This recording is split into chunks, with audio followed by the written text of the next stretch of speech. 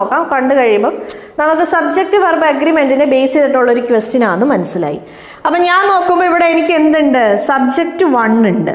കുണാലാണ് subject 1.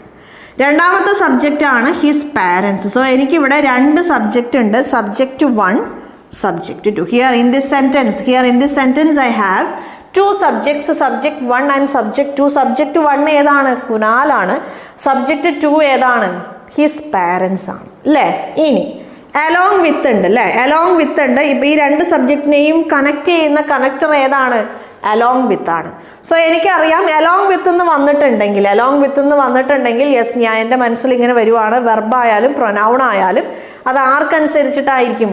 Subject 1-നനുസരിച്ചിട്ടായിരിക്കും. ഇവിടെ നമ്മൾ ശ്രദ്ധിക്കേണ്ട ഒരു കാര്യം, നമ്മുടെ ആ ഒരു സെൻറ്റൻസിൽ ഒരുപാട് പ്രൊനൗൺസ് ഉണ്ടാവും, ഒരുപാട് നൗൺസ് ഉണ്ടാവും, ഒരുപാട് വെർബ് ഉണ്ടാവും.